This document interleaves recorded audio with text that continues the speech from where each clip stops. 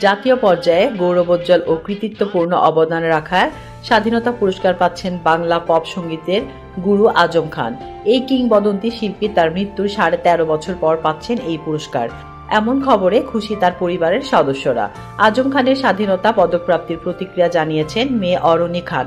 আক্ষেপ করে বললেন, বাবা বেঁচে থাকতে এই সম্মান পেলে পরিবারের আনন্দটাও দ্বিগুণ হতো।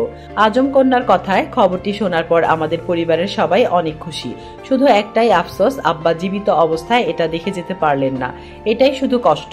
এই সম্মানটা অনেক আগেই তাকে দেওয়া উচিত ছিল। কেন এতদিন দেওয়া হয়নি এই আক্ষেপ করব কার কাছে? আর করেই বা কি লাভ? দেরিতে হলেও রাষ্ট্র তাকে সম্মান দিচ্ছে, তাতেই আমরা খুশি। আব্বা বেঁচে থাকলে আনন্দটাও দ্বিগুণ হতো। অরুণী জানান, পুরস্কার নিয়ে ভাবতেন না তার বাবা আজম খান। মানুষের ভালোবাসাই ছিল তার কাছে বড় পুরস্কার।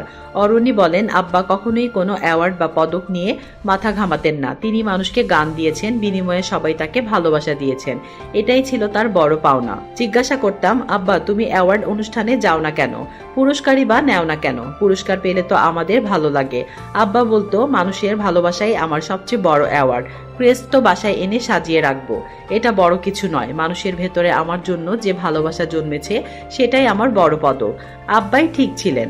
মানুষ তাকে ভালোবাসে বলেই এত বছর পরেও তাকে সবাই মনে রেখেছে।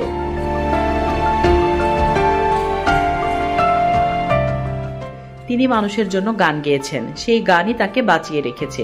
আজম খান একজন বীর মুক্তিযোদ্ধা। 71-এ অস্ত্র হাতে গেরিলা যুদ্ধ করেছিলেন। মুক্তিযুদ্ধের পর বন্ধুদের নিয়ে গড়ে তোলেন গানের দল উচ্চারণ। ক্যারিয়ারে 17টিরও বেশি অ্যালবাম রয়েছে তার। 2011 সালে 5 জুন মারা যান আজম খান।